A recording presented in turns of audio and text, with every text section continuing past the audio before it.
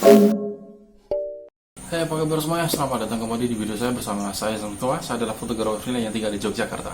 Oke, mohon maaf buat teman-teman semua, saya terlambat melakukan upload video lagi karena di rumah sedang mengalami musibah, yaitu bapak mertua saya kondisi badannya kurang sehat. Maka dari itu saya kurang bisa konsentrasi untuk membuat video untuk konten selanjutnya.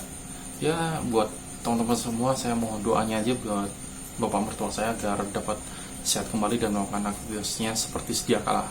Nah, oke, sebenarnya pada video kali ini saya ingin berbagi pengalaman aja tentang saya menggunakan kamera Nikon D7000. Ini kameranya.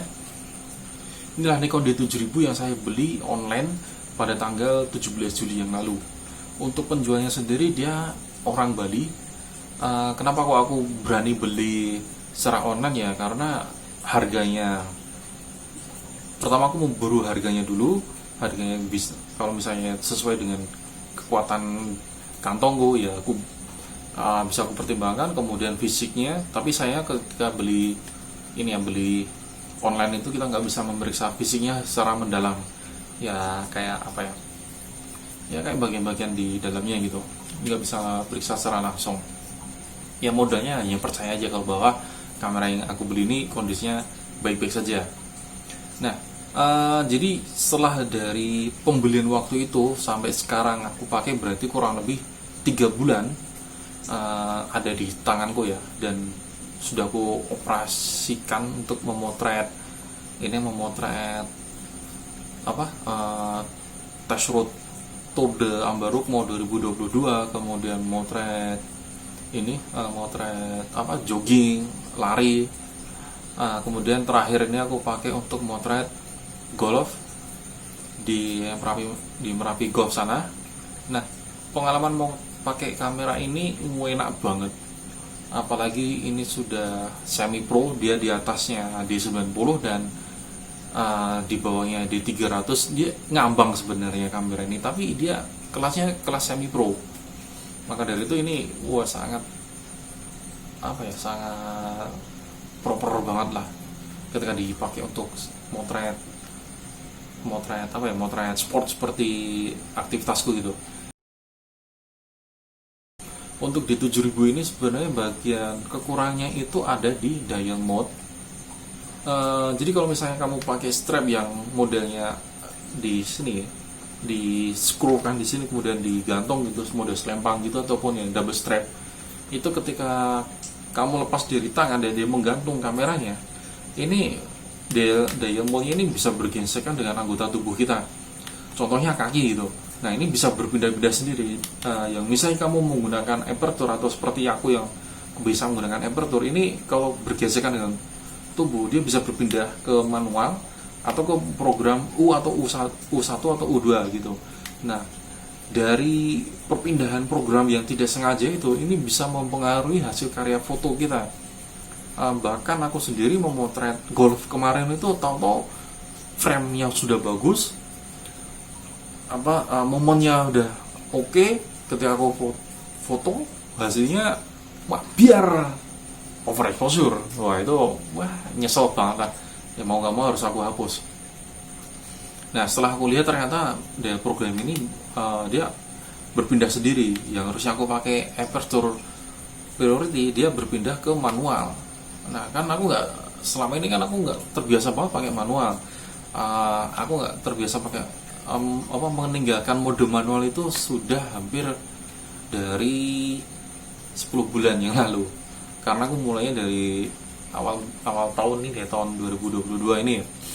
Nah, kenapa aku pakai aperture ya? Karena untuk motret sport itu memang enak banget pakai aperture. Jadi aku sendiri ya cukup memindah diafragma saja, aperturnya saja. Untuk shutter speed dia akan diprogram secara otomatis oleh kamera. Tapi untuk ISO ya aku tetap pakai yang manual. Nah, itu untuk kekurangan yang pertama. Kekurangan kedua, ini karet viewfindernya ini mudah banget hilang. Entah kenapa kok seri Canon itu gampang banget viewfindernya itu hilang, berbeda dengan seri Canon. Kalau seri Canon itu seperti 60D atau 7D yang dulu itu, ya mau kamu gantungin atau bagaimanapun ya, entah gesek-gesek dengan anggota tubuhmu pun karetnya tuh masih ada, masih aman gitu. Tapi untuk seri Nikon ini viewfindernya ini karetnya ini gampang banget hilang. Bahkan ini pertama kali aku pakai untuk motret test road Tour de Ambarukmo 2022, baru aja aku pakai waktu itu karetnya udah hilang. Padahal itu baru ini ya 3 hari setelah kamera itu datang, dan baru pertama kali test drive waktu itu. Setelah 3 hari datang, yo wes langsung hilang. Yo batine piye yo, kamera lagi teko, lagi nganggo sidik wes hilang. Wah, yo rada loro ati sebenarnya. Ya walaupun nih misal kamu beli lagi, ini harganya murah sih, nggak ada 10.000, tapi yo mosok setiap pakai hilang harus rugi 10.000 juga sih, kan nggak. Maka dari itu ya wes gini baik akhirnya. Nah, ketiga itu untuk di 7000 ini baterai CMOS-nya ini lemah. Jadi yang punya aku ini dulu waktu aku coba unboxing dan aku nyalakan itu, aku pikir timernya itu di reset. Ternyata setelah aku coba berikutnya, aku nyalakan berikutnya dari baterai dari pasang baterai ya, itu ternyata memang timernya tuh dia nggak bisa nyimpan. Nah, dalam artian ini baterai CMOS-nya itu udah lemah, gampang banget lemah. Nah, maka mau nggak mau setelah aku pasang baterai, jadi setiap menghidupkan kamera ini aku harus mengatur ulang waktu. Ya ini menjadi kelemahan sekaligus jadi keuntungan. Kenapa kok jadi keuntungan? Ya setiap kalau akan memakai kamu harus mengatur waktu secara real time ya. Jadi kalau misal kamu ada lomba fotografi yang secara motret secara dadakan gitu, kayak dulu ada Canon Marathon itu, syaratnya itu ya harus tanggal dan waktunya itu sama di waktu event itu berjalan.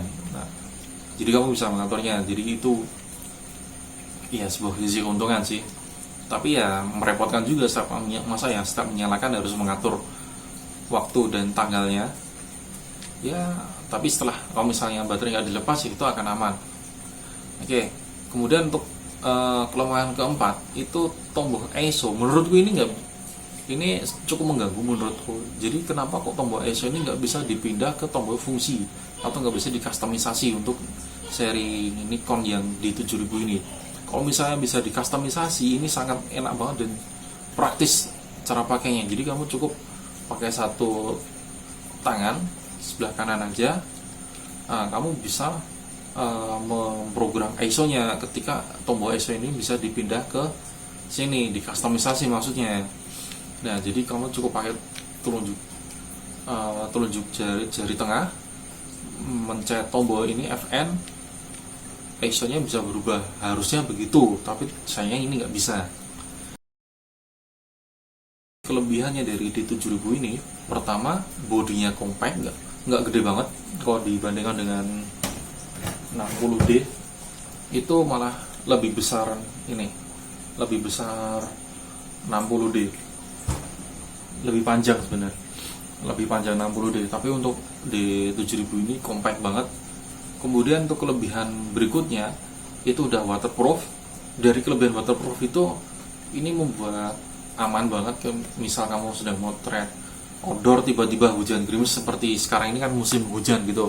Nah, terakhir itu kan motret golf itu di sana di lereng Gunung Merapi itu, di daerah Cangkriangan sana, itu kan musimnya cepat banget berubah. Jadi tahu-tahu mendung dan gerimis gitu. Nah, ini aman banget. Jadi kamu kena air hujan pun nggak masalah, nggak khawatir gitu dengan adanya waterproof. Kelebihannya lagi untuk nomor 3 itu titik fokusnya ini sebanyak 32 titik fokus. Jadi sangat banyak banget, dan ini sangat membantu. Dari titik fokus ini ada beberapa mode ya, yaitu ada mode single, ada 9, 25, kemudian 35 full, terus full auto. Setelah full auto ada 3D. Nah, untuk 3D ini sangat membantu banget, akan sangat membantu ketika objek itu diam nggak banyak bergerak, tapi kamera kita itu shaky atau gampang banget bergoyang. Jadi misal kamu pakai kamera atau lensa yang nggak ada VR-nya, nah ketika itu maka dari itu kamu motretnya pakai mode titik fokus 3D dengan continuous ya, AF continuous, itu sangat membantu banget mengunci ketajaman dari objek gitu. Nah itu kelebihannya. Kemudian kelebihan berikutnya itu ini baterainya sangat awet. Dia mampu mencapai 1000 shoot foto. Terakhir tuh ada, kalau nggak salah ya 1000-an nih. Terakhir aku pakai itu 1000-an, masih oke punya, baterainya masih sisa 3 strip gitu. Lalu ada ini kelebihan berikutnya, memiliki ini dual slot MMC, jadi kamu bisa memiliki ruang penyimpanan lebih besar, bahkan kamu bisa mengkombinasi dengan kapasitas MMC yang berbeda. Misal kamu pakai 64 ditambah dengan 8 GB atau 16 GB atau lebih besar, itu bisa. Nah, bahkan untuk pemrograman ini pemrograman ruang penyimpanan ini bisa dibedakan. Misal untuk foto kamu menggunakan slot pertama, untuk video kamu menggunakan slot kedua. Jadi jadi ini ya termasuk keunggulan yang sangat praktis gitu. Jadi ruang penyimpananmu itu nggak bercampur menjadi satu di satu memori. Kemudian kelebihannya lagi, karetnya ini tidak mudah menggelembung. Ini juga nggak mudah menggelembung.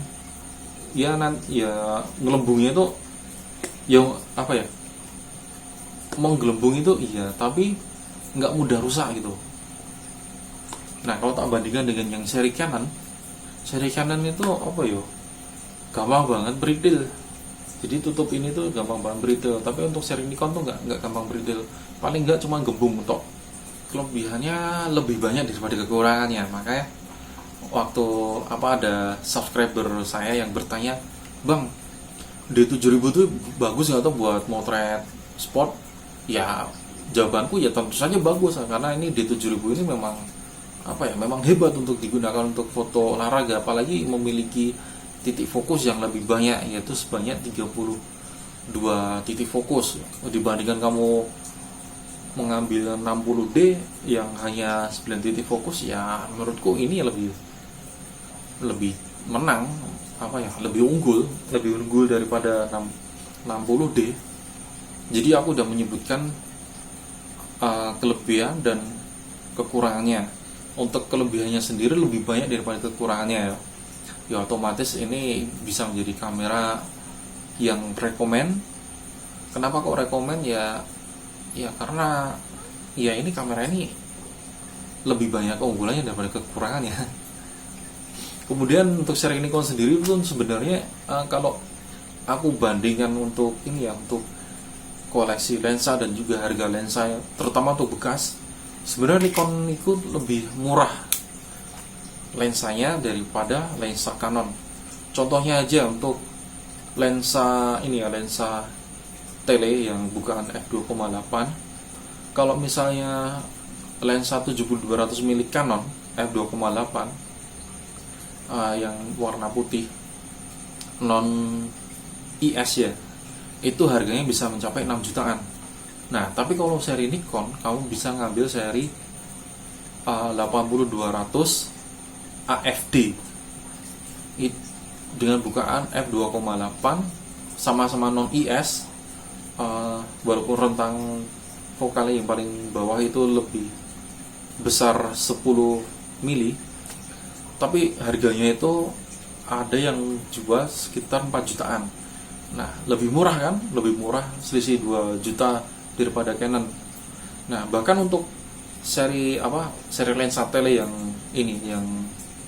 lebih rendahnya lagi kayak 70-300 f4 5,6, untuk lensa Nikon sendiri pun juga masih murah, lebih murah daripada seri Canon. Bahkan seri Canon sendiri untuk 70-300 itu malah lebih ini lebih jarang ada gitu di pasaran. Tapi untuk seri Canon 7300 mereknya Nikon itu malah ada, bahkan harganya tuh hanya sekitar 2 jutaan. Nah, bahkan ada yang kurang dari 2 jutaan itu. Nah, jadi kesanku untuk pakai Nikon ini, kameranya enak banget, nggak berat, bodinya compact, ringan, cuman gripnya itu terlalu kecil. Ini ya kelemahannya, terlalu kecil daripada seri D300 itu lebih gede, bongsor gitu. Tapi nggak masalah sih. Terus yang ku sukai lagi dari ini pengalamanku pakai ini tuh ya itu live view-nya itu bisa diatur live exposure. Jadi kamu mengatur exposure-nya itu bisa di live view-nya. Jadi nggak kayak Nikon sebelumnya gitu, nggak bisa diatur exposure-nya secara live di live view. Ngomongin. Kemudian ini juga sudah support untuk video autofocus continuous. Jadi kalau misalnya kamu bikin video pakai seri Nikon D7000 ini, autofocusnya sudah bisa jalan dan dia bisa tracking untuk face wajah juga bisa. Tapi kalau misalnya kamu begini nengok gitu, sayangnya hilang, tracking face-nya hilang. Jadi masih belum canggih karena ini lahir pada tahun antara 2010-11 kurang lebih itu. Ya, pokoknya kalau kamu misal cari kamera selain Canon untuk foto olahraga, untuk seri D7000 ini bisa aku rekomendasikan untuk kalian karena ini memang secara pengalaman pribadi gue ini memang enak banget untuk motret olahraga atau untuk motret selain motret olahraga juga enak, motret street, motret wedding, motret jenis potret gitu ya. Potret itu kayak ya foto talent, wedding, objek manusia itu enak banget. Warnanya pun juga asik, warnanya asik. Baterainya juga awet. Tadi gue udah bilang ya, baterainya bisa mencapai 1000 shoot gitu. Dan apa lagi ya? Ya itu aja sih yang bisa aku sampaikan tentang pengalamanku selama aku pakai Nikon D7000. Oh ya, satu lagi untuk seri Nikon itu kelemahannya lagi itu tulisan-tulisan informasi itu sangat mudah hilang. Itu salah satu kelemahannya. Tapi ya it's okay, nggak apa-apa lah. Yang penting kamera ini masih berfungsi. Kalau kalian tanya masih worth it nggak sih di tahun 2022 sekarang dan sampai kedepannya, ini tetap worth it asalkan selama kamera ini berfungsi. Kalau udah mati ora iso tinggal, ora worth it meneh gitu. Jadi ya cuman kalau misal kamu bandingkan dengan mirrorless yang bisa multi angle, ya ini nggak bisa. Cuman itu aja sih. Jadi worth it atau enggaknya itu tergantung dari kebutuhan. Jadi kalau misalnya kamu butuhnya untuk fotografi aja dengan mengadakan viewfinder untuk foto bola, foto sepeda, foto golf, foto motocross kayak aktivitasku, ya ini sangat worth it. Tapi kalau misalnya kamu fotonya untuk foto street, untuk foto konten tulis, saya rasa kamu akan membutuhkan model mirrorless karena membutuhkan kepraktisan. Tapi kalau untuk yang khusus untuk foto olahraga ini masih bisa digunakan gitu. Ya, begitu aja sih yang bisa aku sampaikan. Semoga sharing tentang pengalamanmu dengan D7000 ini bisa menjadi referensi buat kalian semua ketika kalian ingin mencari kamera seri Nikon. Oke. Sampai di sini dan sampai jumpa minggu depan. Bye.